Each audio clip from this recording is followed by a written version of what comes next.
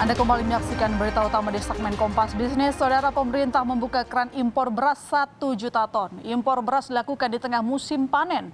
Menteri Perdagangan Muhammad Lutfi mengatakan kebijakan impor digunakan untuk menambah cadangan beras dan telah disepakati dalam rapat koordinasi terbatas. Kebijakan impor beras dilakukan di tengah peningkatan luas panen maupun produksi beras tahun ini. Badan Pusat Statistik menghitung potensi produksi beras periode Januari sampai April 2021 diperkirakan mencapai 14,54 juta ton beras, meningkat 3,08 juta ton dibandingkan tahun sebelumnya. Kita ketahui bahwa Bulog harus mempunyai iron stock. Iron stocknya itu kita pastikan dan sudah dikoordinasikan oleh Kementerian Perdagangan. Bahkan hasil rakortas yang sudah dieksekusikan oleh Menteri Perdagangan untuk memerintahkan BUMN untuk memastikan stocking tersebut ada dan sudah bekerja sama dengan Kementerian Perdagangan. Berapa jumlahnya dan kapan sampainya ada di tangan saya. Ya, namun kebijakan impor beras tersebut nyatanya mengusik petani. Apa alasannya? Kita berdialog malam ini dengan Ketua Umum Asosiasi Bank Benih dan Teknologi Tani Indonesia AB2TI Dwi Andreas Santo. Selamat malam Pak Dwi. Selamat malam Mbak. Oke Pak Dwi, ini pemerintah berencana akan impor beras 1 juta ton, tapi tampaknya petani tidak senang. Apa yang jadi kekhawatiran dari para petani? Iya, bagi kami ini keputusan yang kurang bijak ya Mbak ya. Karena apa? Karena sekarang ini betul-betul sedang menderita. Dari catatan kami, berdasarkan survei kami bulanan sejak bulan September, ini harga gabah kering panen terus mengalami penurunan. Ya, okay. Bulan September itu 4.800 terus menurun, Januari meningkat sedikit, lalu di bulan Februari kemarin 3.900. Ini survei kami di 46 kabupaten. Lalu kemudian beberapa hari terakhir ini sudah drop di bawah 3.800, terutama yang dipanen menggunakan tracer. Nah, pada saat seperti ini justru ada keputusan yang mengagetkan kami semua. Pemerintah memutuskan mau mengimpor.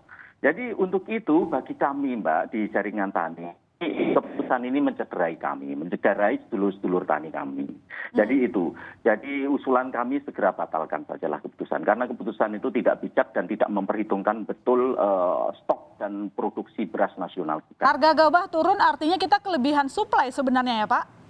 Nah, di situ sebenarnya anomali Mbak. Anomali? Biasanya itu mulai bulan Oktober itu harga gabah naik terus. Kenapa? Karena petani sudah tidak panen kan ya. Okay. Itu akan naik terus sampai sekitar bulan Februari. Baru setelah masuk panen raya, kemudian harga gabah akan turun. Itu yang pola yang wajar. Tapi untuk 2000. Ya Pak Dwi. Ya, tampaknya masih ada kesalahan teknis. Kami masih berdiskusi dengan Dwi Andreas, di mana dikatakan bahwa kebijakan pemerintah yang melakukan impor beras nantinya 1 juta ton ini menyakiti para petani, bahkan buat kaget katanya begitu, saudara. Kita masih akan berdiskusi dengan Dwi Andreas. Ya, seperti kita ketahui saudara, di mana pemerintah memang sudah mengeluarkan kebijakan impor beras. Kami lanjutkan diskusi kami. Pak Andreas, tadi Anda mengatakan ada anomali. Anomali apa yang dimaksud? Ya, anomali terkait dengan penurunan harga gabah justru setelah Oktober. Biasanya Mbak, setelah Oktober itu harga gabah kering panen di tingkat petani itu terus mengalami kenaikan sampai bulan Februari. Itu yang wajarnya. Kenapa? Karena tidak ada petani yang panen kan? Atau sangat sedikit petani yang panen sehingga harga gabah meningkat. Tapi justru di akhir tahun 2020 ini kondisinya terbalik. Harga gabah sejak September itu mengalami penurunan terus-menerus sampai Desember. Baru Januari meningkat sedikit, Februari drop di bawah 4.000. Dalam arti apa? Anomali itu menggambarkan juga stok beras, stok gabah yang ada di petani maupun di pedagang. Jadi itu, dalam arti apa? Kita sesungguhnya 2020 kemarin memiliki surplus yang relatif besar. Dan surplus tersebut kemudian tertransformasi di tahun 2021 kan ya?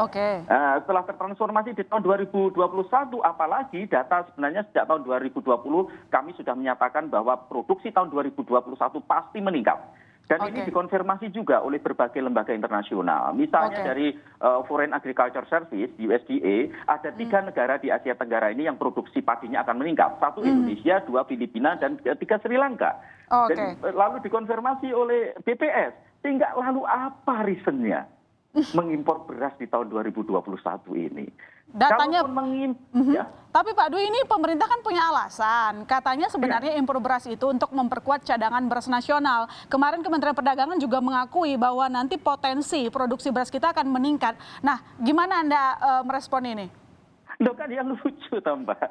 Produksi meningkat mengapa? Harus impor yang pertama. Lalu yang kedua, mengapa tidak didorong Bulog untuk menyerap gabah di tingkat petani?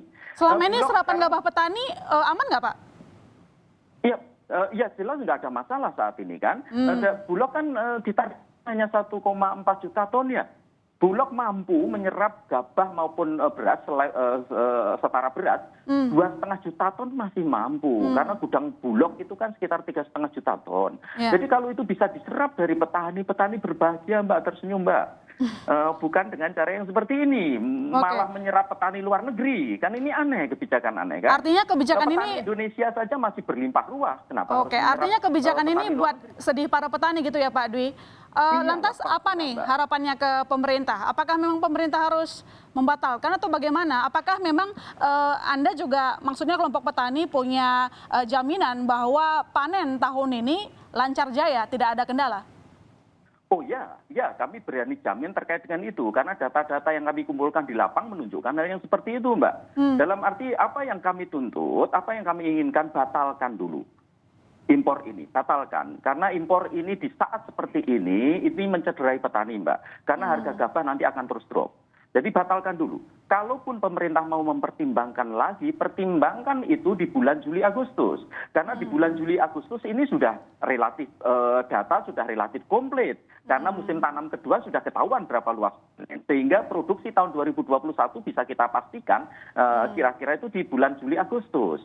Sehingga sekarang ini justru yang sangat diperlukan oleh pemerintah, oleh Bulog, bagaimana menyerap banyaknya beras maupun gabah dari petani.